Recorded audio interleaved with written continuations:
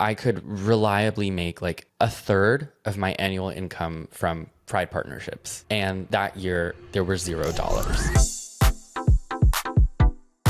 For years, Pride Month meant rainbows on everything, in storefronts, on sneakers, burger wrappers, and an endless array of t-shirts. But this June, after a decade of cashing in on queer identity, corporations are pulling back. From the aisles of Target to the Instagram feeds of big brands, the rainbow logos are gone, the Pride campaigns are non-existent, and the merch shelves are empty. Matt Bernstein is a podcaster, cultural critic, and content creator who covers LGBTQ issues. Today, we're going to talk about the rise and fall of rainbow capitalism, the history of the commodification of queer identity, what it says about our culture, our economy, and why this year everything has gone so beige. Matt, welcome to Power User. Thank you for having me back, Taylor. Last time we were here, we had the pleasure of talking about heterosexual men, and I'm so thrilled that today we are not doing that. I want to kind of like start by talking a little bit about the history of the gay rights movement and like when brands first started to play a role. I feel like throughout the 1960s and then certainly even into the 70s, there wasn't commodification of like gay rights yet because there was just so much activism happening on the ground. Like it was still this like underground fringe thing. Like the first Pride March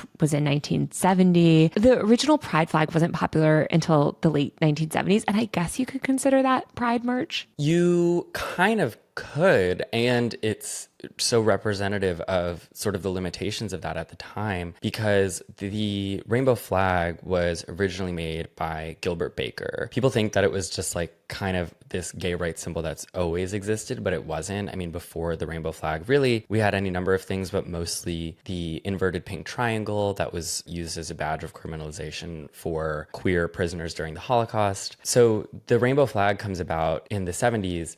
And what's interesting about it is it originally had more colors. I love talking about this. I actually always use the original 8-color flag whenever I use rainbow iconography on Instagram in my posts, because it initially had, in addition to the 6 colors we traditionally see now, pink and teal, and the pink was too expensive to mass produce, so it was dropped. And then the teal, my understanding is that it was dropped as well, so that it would have an even number of stripes, so they could split it in half when they were marching it down the parade. It's just interesting that from the beginning, like the idea of mass production of these symbols was like always in mind and at first very difficult. I think that's so interesting. And like you said, it just shows also how like commercialization or at least production or like the economy is already shaping the symbols of LGBTQ life. I mean, the inverted pink triangle, like you said, I feel like that ended up becoming more of a symbol in the 80s with ACT UP and the AIDS crisis. And it seemed like the 80s, there was also a lot more awareness of LGBTQ issues, mostly because of the HIV AIDS crisis. But you didn't see brands starting to really get involved yet. I feel like it was more this struggle, and it was still heavily stigmatized in that era. Like just being gay in the 80s was still seen as fringe, and like the advertisers in outlets like The Advocate were more like fringe, local, like gay specific businesses. One thing we did see emerge in the 80s was a lot of art, like queer art. Keith Haring, obviously famous artist. There's a bunch of like sort of iconic queer artists in music and art and culture that sort of started to become more well-known, where like you could see the cultural influence of sometimes closeted or like tacitly out like gay men. Yes. Oh my gosh. So Keith Haring is also such an interesting example of all of this, because Keith Haring was a gay HIV positive artist who ended up dying from AIDS before there was any treatment from it. And it's interesting because a lot of his work, the majority of his body of work that you'll find in art museums, it's explicitly political. It's about political corruption. It's about homophobia. It's about serophobia, which is the fear of HIV AIDS and people living with it, and about discrimination against people living with AIDS as an artist living with AIDS. And Keith Haring was also very conscious of how he could break into the mainstream, which was with less, I would say, surface level political stuff. So which is why when most people know Keith Haring, they know his sort of rainbow dancing figures, but most people do not know who Keith Haring was, or that a lot of his work was political, because I think it was kind of limited in what he could push into the mainstream. And then the other thing about the 80s and why I don't think there was really like this rush of rainbow capitalist merchandise that we would later see is that like there just wasn't a market for it. The HIV AIDS crisis was a time of enormous homophobia, which, you know, there hadn't really, like, in the US been a time free of homophobia before that. Like, the 70s, the gay liberation movement started, but it wasn't like some haven post Stonewall. But, you know, HIV AIDS made it worse, and Reagan made it worse. And so, as we will see, the availability of this kind of stuff and corporations' willingness to cash in on it really depends on the market. And that will ebb and flow to right now. But let me not get ahead of your outline. The first example that I could find of actual kind of like what I think would be considered like modern pride merch were these freedom rings, which became really popular in 1982 because a bunch of MTV music video hosts were wearing them. Have you ever seen these before? No, wait, I want to see. So these freedom rings were created. They were 6 aluminum ring sets, and they were created for San Francisco's Pride Parade. They were originally created in 1989, but then they sort of became popular and they became this status symbol. And I want you to open up this New York Times style article from the time from 1992 about these rings because I found it to be hilarious. It sort of explains what they are. So it says a set of 6 anodized aluminum rings in red, orange, yellow, green, blue, and purple. Again, colors of the rainbow, introduced as a fundraising item. They're lightweight, fun to fiddle with. They're designed by this New York artist who hopes to fiddle with. He hopes that they'll be worn by straight people as a universal pro-tolerance sentiment. And then there's a big all caps, what they mean. A way for gay people to flaunt their wholesomeness. The rainbow is stubbornly mainstream, almost a Hallmark card emblem, a la unicorns and kittens. And then it says, it symbolizes happiness, Mr. Spada said, who designed the rings. He also added that it represents diversity. And then there's the somewhere over the rainbow connection. For generations, gay people have grown up clinging to the idea that someday, somewhere, they can fly. This is insane. First of all, what they mean. A way for gay people to flaunt their wholesomeness. It's like, we guys already know you're being sodomites in the bedroom, but if you guys can flaunt your rainbows and unicorns, maybe we'll start seeing you as normal human beings. I fucking love that. It's so funny. The rings are also pretty ugly, I'm sorry to say. It's very like 90s, right? It's just like colored steel rings. Yeah, they're just like aluminum bangles. Like, there's nothing really interesting about them. They're just colors. Yeah. And they had the original ring version. Like you said, there's the bangles, and then people were wearing them on like these ball and chain necklaces. You know, you would have them around. I'm looking at this photo advertisement of them with these 2 presumably lesbians wearing them. And I don't know what to say other than they are representing their wholesomeness. It's very... I'm sorry. They're flaunting their wholesomeness. They're flaunting their wholesomeness. I love the idea of just like being pro-tolerance, not pro-acceptance. It's like, we hope that straight people can wear this as a symbol of tolerance. Like, well, Taylor, I was born in 1998, which is a lot later than these were introduced, and which honestly wasn't that long ago in the grand scheme. Yeah.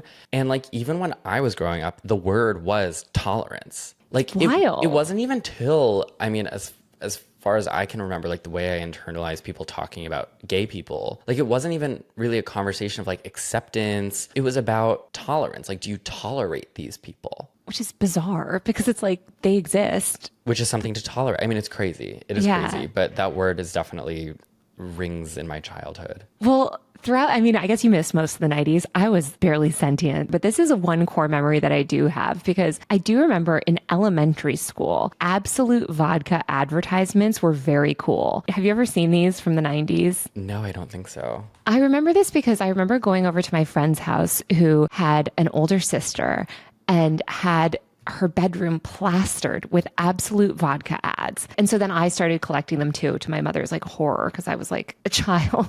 Well, because Absolute vodka has been like a pride partner for like a very long time. Well, so it started back then. Let me just show you some of these ads. So okay.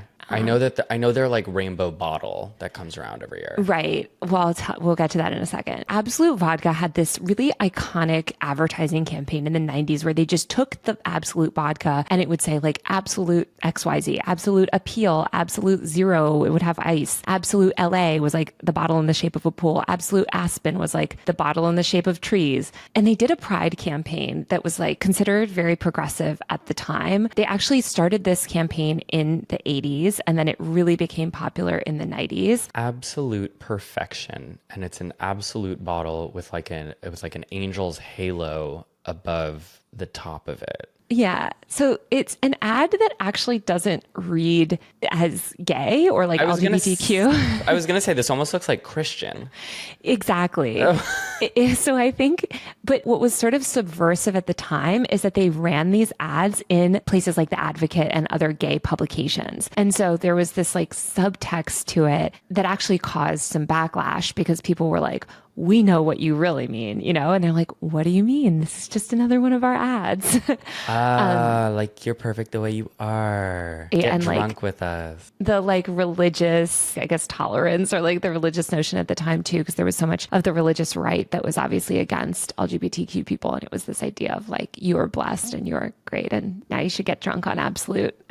That's sexy and that's sophisticated and that's chic. That's like way better than the stuff that would come after this, I feel like. I like this. I love it. I love it. And I think it's so creative and it's so in line with their brand, but it was also like subversive and interesting and not just like what a lot of brands ended up doing, which is just plastering rainbows all over, like, which they eventually did, right? They created the rainbow bottle and they actually say about the bottle on their website, Absolute launched the first ever spirits bottle to wear the rainbow flag, which was made actually in collaboration with Gilbert Baker, who designed the flag. So it's nice. I hope he got money from it. Yeah. Yeah. But that happened much later. But Absolute ended up like collaborating. As you mentioned, they were like liquor partners were sort of ahead of the game on partnering with LGBTQ people, I think, because gay bars served alcohol. Totally. And one thing about gay people, we can drink. Another iconic brand that started to do LGBTQ advertising in the 90s was Benetton. Their first ad in 1991 was this blanket campaign. And if you pull up the image, you can describe it on screen. So this is 3 people.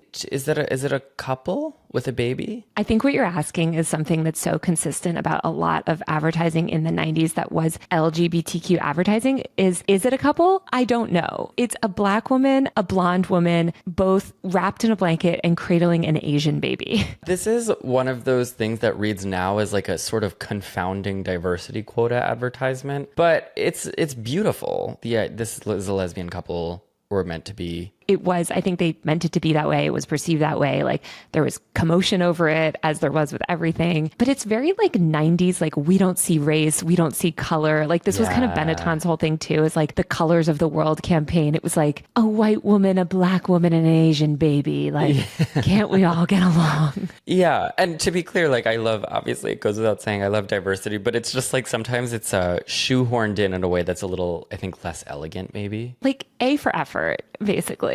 Yes. I mean, look, given where we are now, I'm going to stop complaining about literally anything. I know.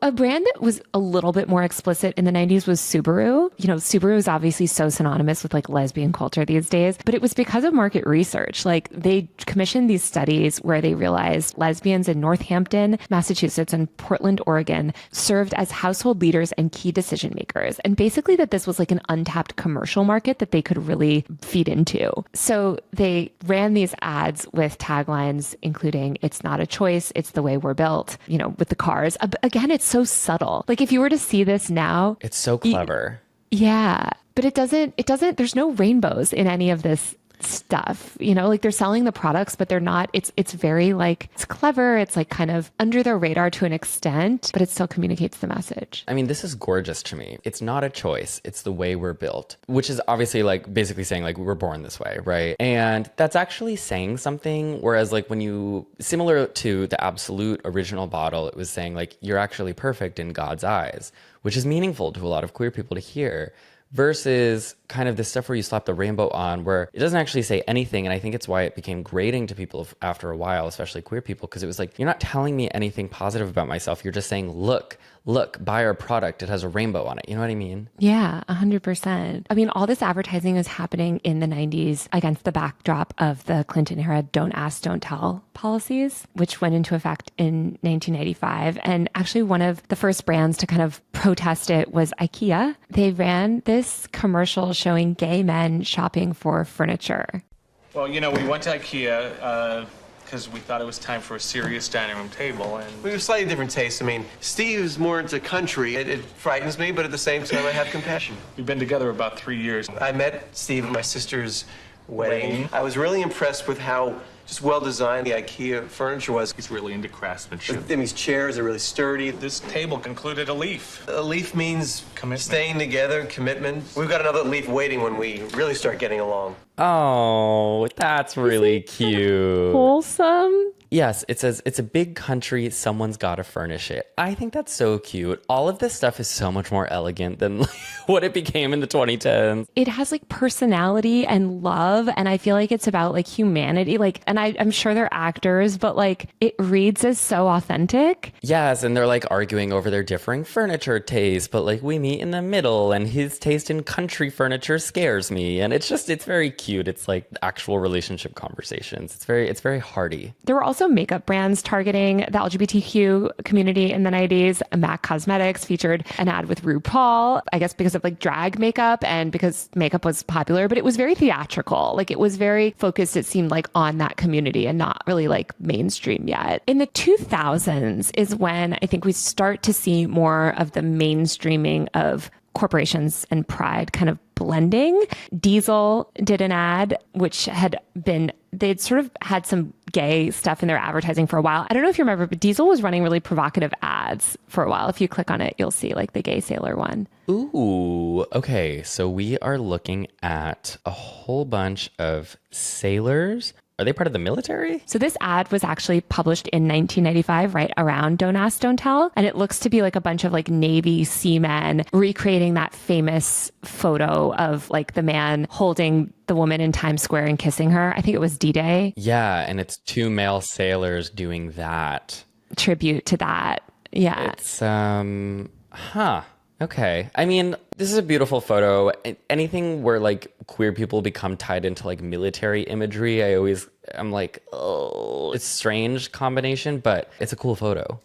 Yeah, it's a cool photo. It was definitely sort of commentary on the law. And Diesel started to be a lot more inclusive in their ad campaigns, especially into the 2000s. And in 2007, Ray-Ban launched its Never Hide campaign, which was empowering audiences to show up in style with their glasses. This is cool. I will note that like almost all of these ads exclusively feature white gay men. That's something that I wanted to bring up. The woke mind virus has infected us both. I know. Well, it was so interesting looking back, especially in the like 2000s and the aughts. I mean, we talked about this a little bit on the masculinity episode, but there was so much focus on like men. And I mean, this was like the Will and Grace era. People's perception of like gay life was attractive, young, white, cisgender men. And that's who was primarily featured in all of the advertising. And that's who was primarily featured in the media. People knew what lesbians were. Obviously, like Ellen was a lesbian, but they weren't really being featured in advertising. And it was more about like selling to this new like male consumer.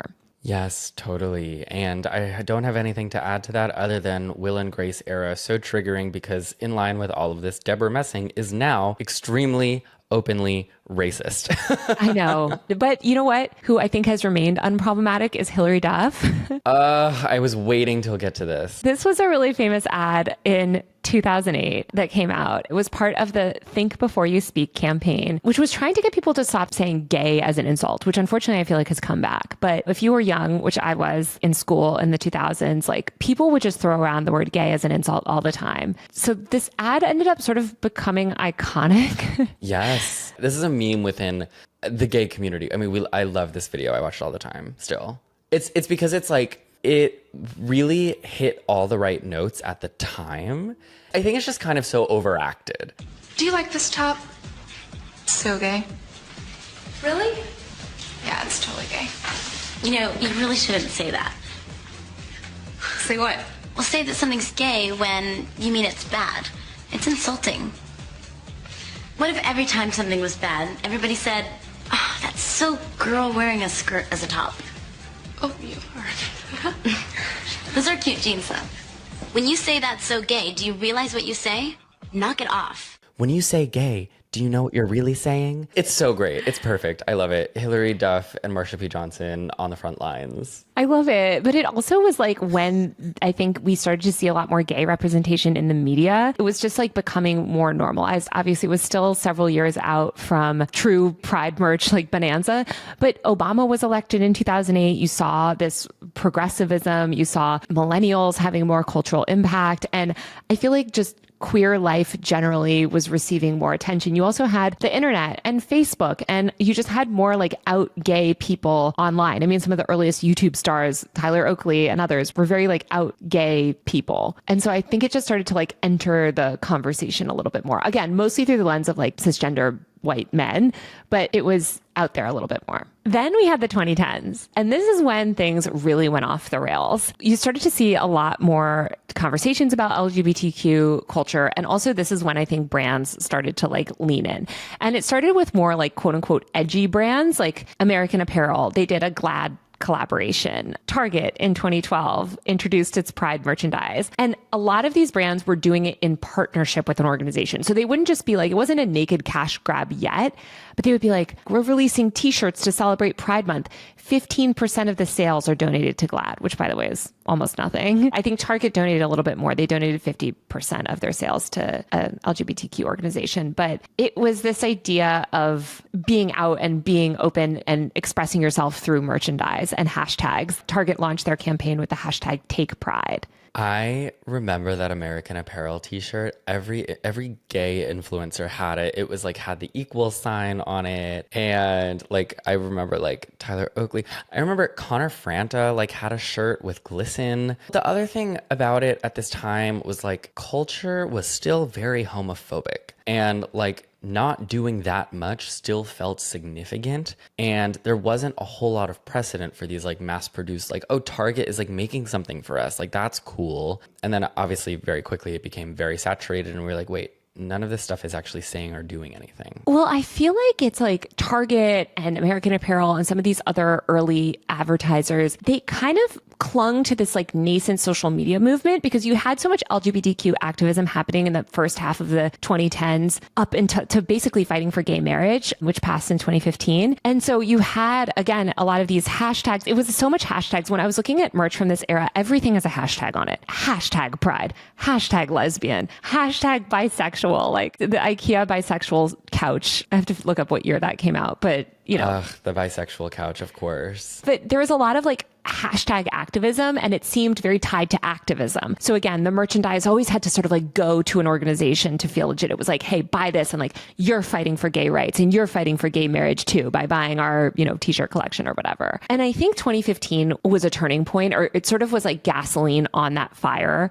Because in 2015, you had Obergefell pass, which was this landmark Supreme Court decision that essentially legalized gay marriage across America. And that's when I think corporations, because it was like legal and sort of sanctioned and becoming so mainstream, and this was like the end of the Obama years, like almost peak progressivism in terms of like institutional political power, that corporations were just like, okay, we can do it. We can cash in now. There's money to be made. And that's when you started to see like every brand under the sun hop on board, like by 2016. Yeah, Obergefell, it was such a cultural moment. Like that was hashtag love is love. And there's a broader conversation here around the idea that gay rights could be achieved through marriage rights, which obviously that wasn't the case. And we've seen that that's not the case. I mean, gay marriage is still legal across all 50 states for now. And we've seen that like homophobia in recent years has gotten way, way, way, way worse. So there were definitely limitations to thinking that we could just like unite the country against homophobia through a very heteronormative framework of marriage. I think this was an easy moment for a lot of people who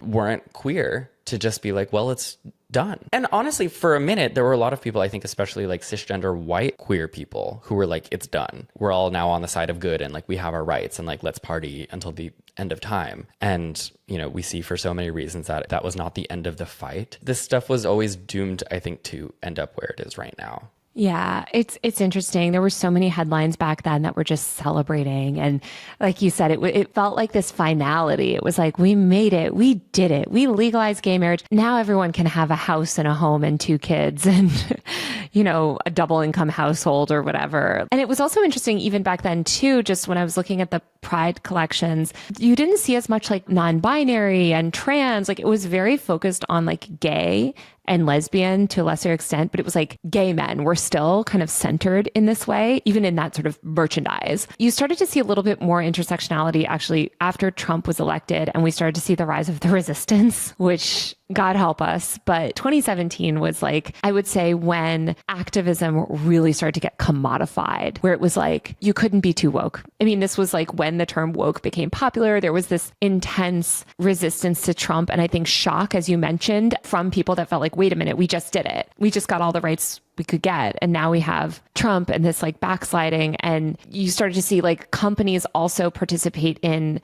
resistance capitalism or whatever, you know, like they were all really eager to declare like a pride collection because there was so much anti-Trump sentiment that they could capitalize on and profit off of. Totally. It was similar, like post-Trump, similar to post-Obergefell, which actually those times kind of overlap because Obergefell was 2015 and then Trump was in office at the beginning of 2017. But like, it was really this moment for corporations to monetize the resistance, as it were, the pantsuit nation, the pussy hat nation, what have you. The only other thing I just want to tack on to the Obergefell sentiment and the idea that like gay marriage equality could end the fight against homophobia and transphobia somehow is just like gay marriage is important.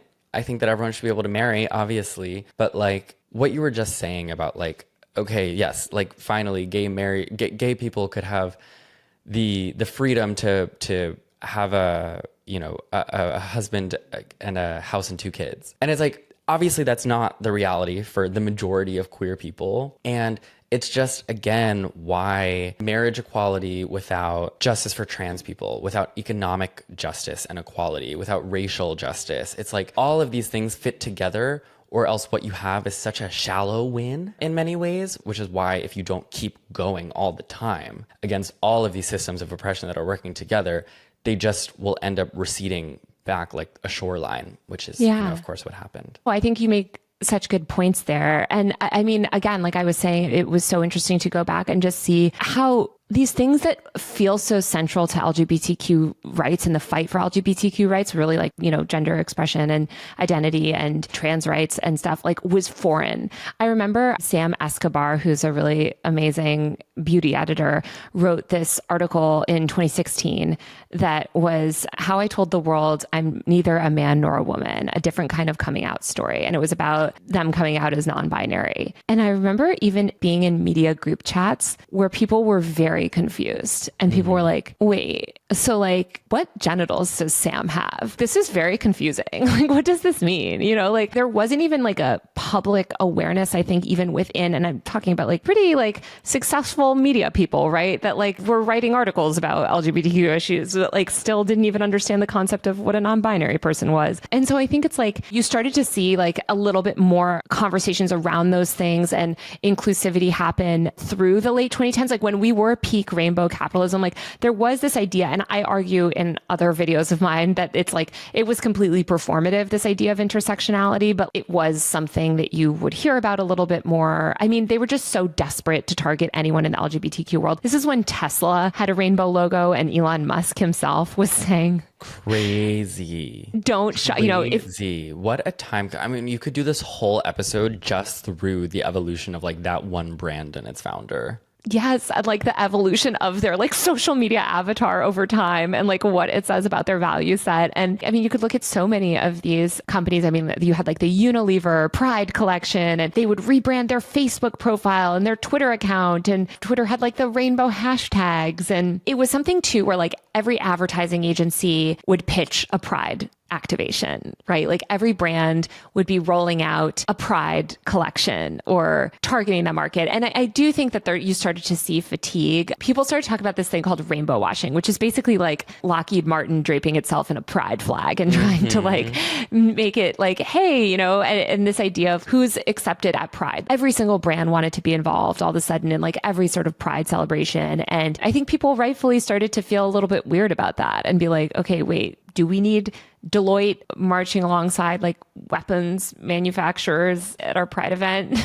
Yeah, I mean, there were, during sort of the latter half of the 2010s and early 2020s, there were so many insane examples of like rainbow capitalism, rainbow washing, just various versions of really like egregious Pride marketing materials. One of my favorites, least favorites, what have you ever seen the post from the US Marines? I only sort of remember this. So this was a few years ago, and it was the U.S. Marines official. They posted it on Twitter and Instagram. Oh my God, is this the rainbow bullets? Oh my God, I forgot about this. This is one of the craziest things I've ever seen.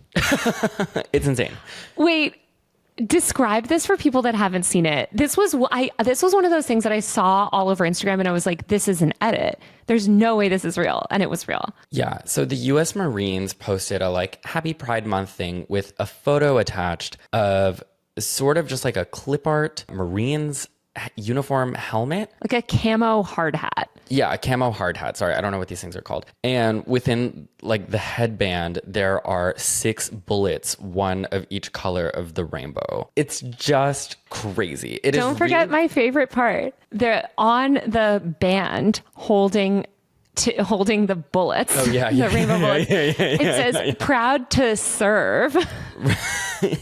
And I mean, you can see a direct link between something like this and in the early days of the genocide on Gaza, you had photos of Israeli soldiers standing atop mounds of rubble in Gaza that they had just bombed, planting rainbow flags in the soil to be like, we are going to bring pride to Gaza. I remember that was an actual caption, I think on a Noah Tishby Instagram post.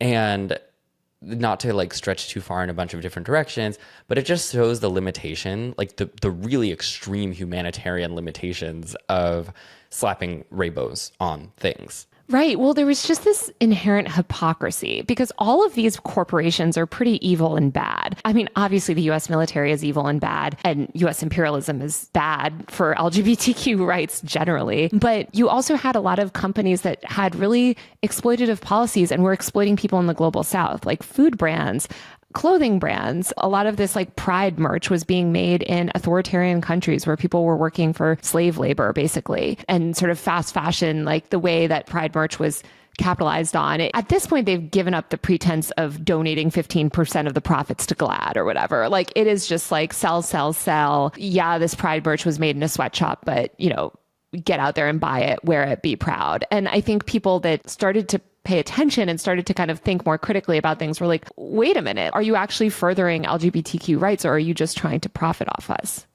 Yeah. And, I don't want to paint all of it with the same brush. I mean, some of it was more ethically made. Some people did donate the profits. Some people did work directly with, queer graphic designers and queer artists, and some of them were, respecting queer hiring practices within their own companies. So there was some good stuff.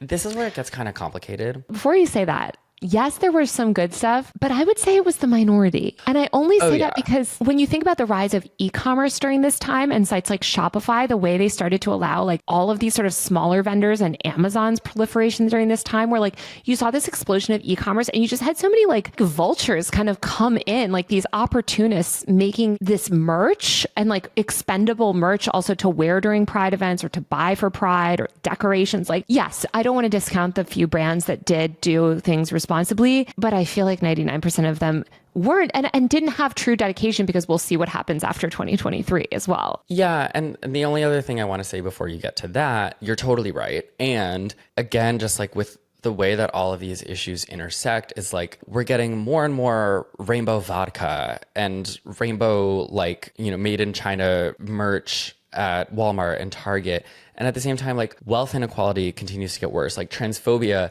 continues to largely go unaddressed and get worse. And so while you're having these brands continue to celebrate and be we love pride, we love rainbow, it's you are also still having the conditions in this country where a disproportionate amount of LGBTQ people are still at suicide risk, at risk of being homeless, at risk of doing sex work for survival. And so it's the sort of detachment from reality that started to happen every June, I think became more and more grating as well. Yeah. And then we saw, I think you mentioned the transphobia. I think COVID hit as well and pushed everyone online to an insane degree, broke a lot of people's brains, including Elon Musk's. You really started to see this virulent transphobia from the right, also just a backlash to quote unquote wokeism. I talked about this in a recent video as well, like how sort of COVID accelerated the far right radicalization of masses of the public. But I would say a real turning point in all of this was Dylan Mulvaney and Bud Light. Do you want to explain what happened? Dylan Mulvaney was hired to do a single sponsored Instagram reel that was not even matriculated to her TikTok page where she had a larger following. She did a 60-second video promoting the beer to her Instagram followers, and it was like in a tie-in with like March Madness and like drink Bud Light and like you enter this like sweepstakes for March Madness or something. It was so incredibly benign and like silly. And as part of the partnership, Bud Light sent Dylan one singular can where they had printed her face on it in a sort of like stylized graphic way. And I just want to say, by the way, this is not hard to do.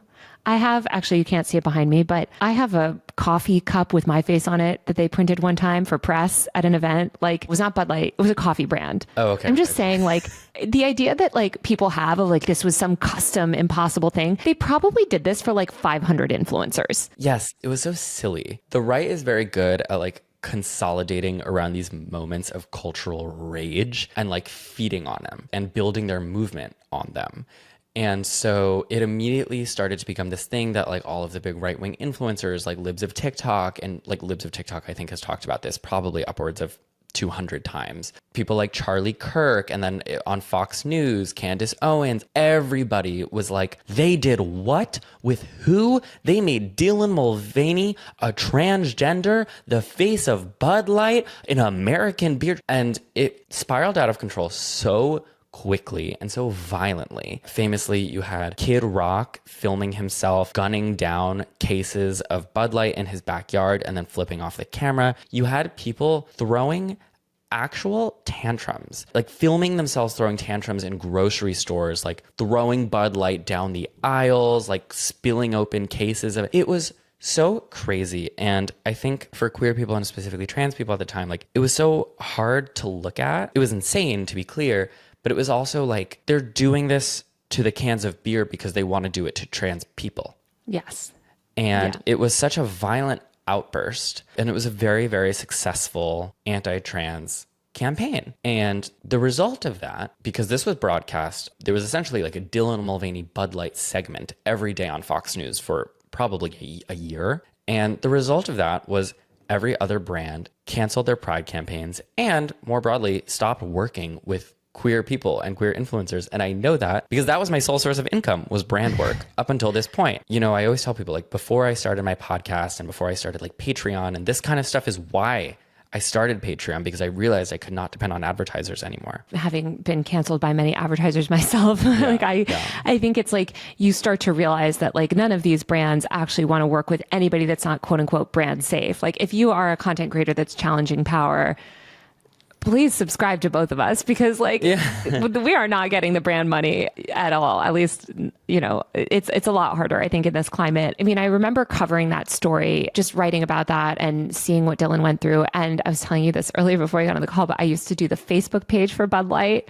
Crazy. Way back in the day. And like Bud Light has advertised with the LGBTQ community actually for a really long time. Like they were one of those brands, as we're talking about, those alcohol brands that like started to do outreach to the LGBTQ community pretty early. Yeah, in the 90s, you can see early Bud Light, Budweiser gay ads, which just goes to show you how, again, arbitrary this rage machine is.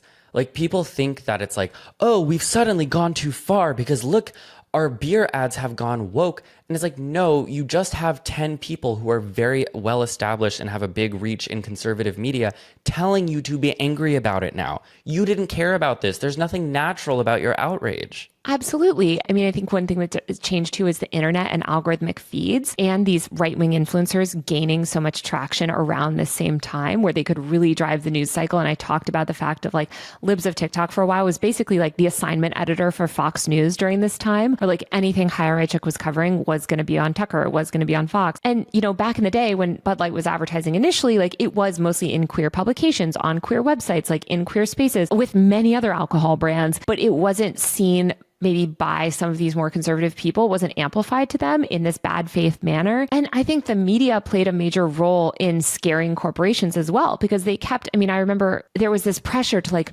call Bud Light and see if they're going to apologize. We want to get the apology. And it was this presupposition that they should apologize, that they had done something wrong, right? Even just the way, and I've written about this too, but the way it was framed as a controversy when it was a hate campaign. But this was an intentionally manufactured Gamergate style hate campaign, but it was framed as if Dylan had done something wrong and she was persecuted. And it became this like referendum on her. And I think that all sort of made it really corrosive and toxic for other brands who were like, whoa, I don't want this mob to come for me. And it's like, as you said, it was this, whatever, 100 people on Twitter, but the mainstream media was playing such a key role in amplifying it. Oh, yeah. Oh, yeah. As a creator during this time who, like I said, like I wasn't doing a podcast yet. I wasn't doing Patreon yet. I didn't have these sort of other streams of income. I was just like an Instagram influencer a few years ago. And I tell people like up until that point in my like career, I could reliably make like a third of my annual income from Pride partnerships. And that year there were $0. Every brand canceled whatever campaign that they were doing. I lost opportunities that I'm sure I didn't even know that I had, but I know other people, other creators who like they had done the work. In some cases, the brands actually paid them their due for the contract, but they were like, we're just not going to post any of this. Take your money and let's just like walk away from the project, because no brand wanted to be the next Bud Light. Well, that was the whole thing. Right. And I mean, there was like marketing essays written of like how to not be the next Bud Light. Exactly. And you know, God, I mean, I think this will be a case study for a very long time, and rightfully so. You also mentioned Gamergate, which I think is a really important style of campaign that was used here for Bud Light. And I say it's Gamergate adjacent because you basically just drum up a really viral, ferocious hate campaign to make something that is not controversial appear controversial, like women doing video game journalism or a transgender person drinking beer on Instagram. You make something totally benign, extremely controversial. And they had so much success doing this with Bud Light that now you see still attempts to cancel, to boycott any brand that works with anybody who isn't like Hitler's Youth. And I just saw this yesterday because I have been closely tracking this like very one-sided feud between Riley Gaines and Simone Biles, which I might be doing an episode on later this week. If you want to hear that, listen to my podcast, A Bit Fruity. But Simone Biles has had a partnership with Athleta for quite some time that focuses on empowering young female athletes, which is like adds to the irony here. But basically, because Simone tweeted to Riley Gaines and was like, stop bullying trans people, now Riley Gaines is calling for a boycott of Athleta, and it's getting quite a bit of traction online. So it is the free market, kind of. Sure, protest with your dollar, but it's just interesting how quick to punish brands conservatives are now. You know, any brand who is even remotely kind to LGBTQ people publicly, it's definitely added to the national hostility. And I mean, this is just textbook Gamergate. And I've talked about this so much, but that's what it is. And like Gamergate is about misogyny, and hatred of trans women is about misogyny. And so much of homophobia is about misogyny. But like the tactics that they use, as you said, it's manufacturing outrage and controversy around a person or a thing or an event or whatever, usually around a person, a queer or a feminine presenting person, and making them untouchable, making them toxic. And obviously I've dealt with this so much myself, where like any brand that I advertise with is brigaded, full stop. They're brigaded, they're attacked. People are going to make Instagram posts about it saying, how dare you advertise with Taylor Lorenz? She's XYZ, she's controversial, da da da. If you read articles, right, it says controversial Instagram influencer, you know, Dylan Mulvaney. It's like, Dylan didn't do anything controversial. Dylan just did an ad deal. It's this manufactured drama. And I think brands are so paranoid, not about even the online backlash, but it's the media, and it's the mainstream media and the way the mainstream media participates and facilitates these campaigns. Because I think what people realized during Gamergate is that if the mainstream media did not participate, they would have nowhere to go. And we've seen examples of this, right? We've seen them try to take down other people and the media not take the bait. I mean, very early, because now they take the bait all the time. Like, it doesn't go anywhere. But when you have, again, the New York Times, the Washington Post, or every single outlet calling the CEO of Bud Light saying, what are you going to do about this? It's successful. Yeah, and I think it legitimizes it. It legitimizes it. And it scares them because they know that like those outlets are the ones that like institutional investors care about, shareholders care about. Like, yeah, it legitimizes it in this really horrible way. And everyone in the mainstream media, of course, participates in it, especially men, especially these male reporters. Like, look at who writes a lot of this stuff. It is misogynistic journalists who continue to participate in these campaigns and launder these hate campaigns, especially male media reporters for the media. But yeah, there's just a lot of anti-LGBTQ and anti-trans sentiment. And I want to jump to like where that ended up going, because I think 2023 was like this bloodbath of a year. Like you said, you lost so much income. All of these brands pulled back. 2024, I feel like it was dicey. 2025 feels like it's just become like a nuclear winter. Also, you see these accounts on Twitter, like the Elon sort of orbiters that like monitor, like they're just waiting to see, did GameStop change their logo? If so, like we have this army ready to brigade. And like, I feel anxious for the companies and I hate these companies, but I feel anxious for them where I'm like, God, I hope they don't step on the wrong thing where like, but it's like you want them to express solidarity, but at the same time, it's so dicey for them. And I don't have sympathy. I think that they should still express solidarity. I think they should have a backbone, but I think it also shows that like this was always about consumerism. It was always about profit. And the minute that it's a brand liability, they're not going to do the rainbow logo. They're not going to do the pride merch. I mean, it just doesn't exist anymore, which I think this is the first year that that's been really clear to people, because like June 1st hit and the logos didn't change. I mean, there used to be plenty of jokes on gay Twitter about companies on July 1st. And it was sort of like memes where like rainbows would be melting off the walls or something and everything would go back to being black and white. But now the rainbows aren't even on the walls. There's no more rainbow logos to turn back to black and white. They're just staying black and white. And I'm of several minds about rainbow capitalism now, having seen what feels like a full cycle of this in my adulthood, where it didn't exist and then it did exist and now it doesn't exist again. And the place where I land is that now that I know what it's like for it to hit June and not see any sort of solidarity from any of these corporations through like merch or logos, I can't say that I'd hate to see those again. I wouldn't mind seeing a rainbow logo or two. I think we just, as a collective, as consumers, have to be aware of what it is that we're looking at when we see everything go rainbow in June, if that ever happens again, which is that this isn't activism. It is the job of these corporations. It is the job of Target. It is the job of Pepsi. It is whatever, to milk as much profit as possible from us, the consumers. That is their goal. The only reason that they are throwing rainbows up is because they think it's conducive to that goal. The other mind I have about this is that if we do see rainbows all over the place, we now know that that generally means that it's reflective of popular culture, which is maybe that popular culture is accepting of queer people. The other thing is like, I think it's good for, a teenager living in wherever middle of the country maybe to go into Target and see rainbow stuff. That I think is a small good.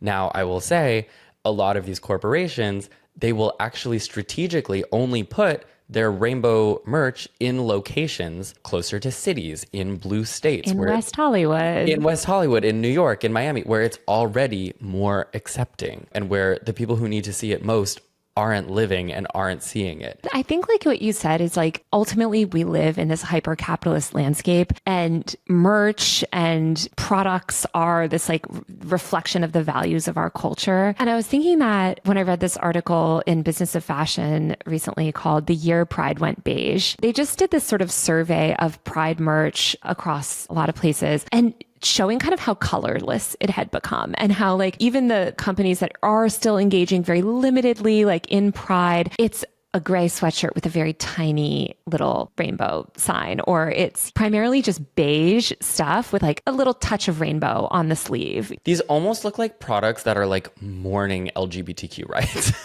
Well, that's how it feels. It feels like this like visual manifestation of the loss of rights, the loss of color, like the loss of like so much. I don't know. It feels like fascism kind of. It's kind of on the nose, but like I recently saw the current production of Cabaret here in New York on Broadway. And part of in Cabaret, how at least this production depicts the descent into fascism in 1930s Germany is at the beginning of the show, everyone in the cast is wearing these bright colors and bright makeup. And at the end, everyone is just wearing beige suits. And this feels a lot like that. It does. And it makes me sad. And like you said, I'm of multiple minds because it was such a ridiculous time when we did have the rainbow drenched everything. But I would love to live in a world where that was normalized. I don't love the like cheap profiting off of it, but at the same time, the complete erasure of Pride Month is bleak. Like you said, I think it also has led to a lot less opportunities for LGBTQ people. They're not getting the brand deals. They're not getting the influence. It's funny, Unilever, I heard recently, which had done so much Pride stuff. I spoke to a conservative influencer recently who said that they were invited to some panel or something they were doing with conservative, basically looking to work more with conservative influencers. That Unilever was? Yeah. Yep. And I haven't seen any of those campaigns go live, but apparently they were like having a session to like learn more or whatever. But this person that was telling me this is a very extreme far right influencer. And what I have heard as well from other consumer brands is that they do feel like conservatism is dominant. They're looking at some of these people, for instance, that Elon was amplifying, Trump is amplifying, and they're saying, hey, look, like again, we're a corporation. I mean, look at all of the brands and companies that sponsored inauguration events, including all of the tech companies, including Apple, like, you know, donating to Trump's inauguration fund and things like that. All of these companies that were like clawing to work on LGBT pride campaigns 5 years ago are now the most radical person they will work with is Alex Earl. Yeah, literally, which is depressing. And so I hate to like mourn rainbow capitalism and corporate pride, but it does feel like you said the end of an era. And I hope what we can kind of like build back in its place is something better. Like, I don't know what that looks like, but I do hope for more like normalization. And at least when we do normalize, hopefully we get to a better place where like LGBTQ rights are normalized again, that it is more inclusive, like you said, than the previous version. But it feels like we're in this like dearth right now. And I'm not sure how long it's going to last. Yeah, of course. And when you see jokes online, you, the listener, about people mourning rainbow capitalism, like none of us are really missing, you know, the $3 felt bird at Target that's holding a lesbian flag. I mean, maybe some of us, but like Taylor and I, and probably you, were mourning the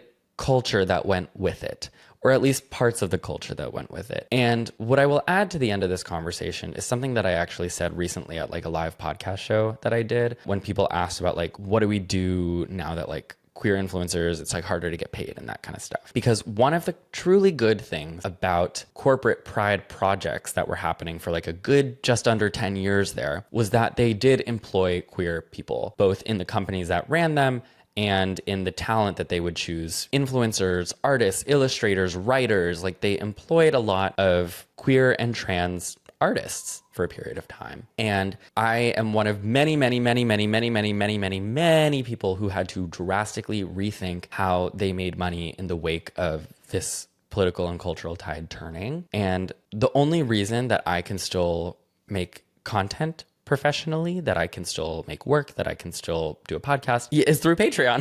Yeah. And I feel really fortunate because I have now a community there who helps make my work sustainable. But there are so many smaller, especially creators, who are just trying to build up their work independently without the help of the Target sponsorship, because those don't exist anymore. Without the help of whatever Dove soap campaign or whatever that used to be able to pay their bills for potentially many months. And now those don't exist. And so what I will say is, if you like a queer creator's content, whether they do a podcast or YouTube videos or they're an illustrator, buy from them directly. Subscribe to their Patreons, buy their artists' merch, you know, directly from them, buy their stickers, buy their prints. Just support people directly, because Taylor and I have talked a lot about this, but like, if you want to get online and be a creator and say all the things that Peter Thiel wants to hear, who's going to give you money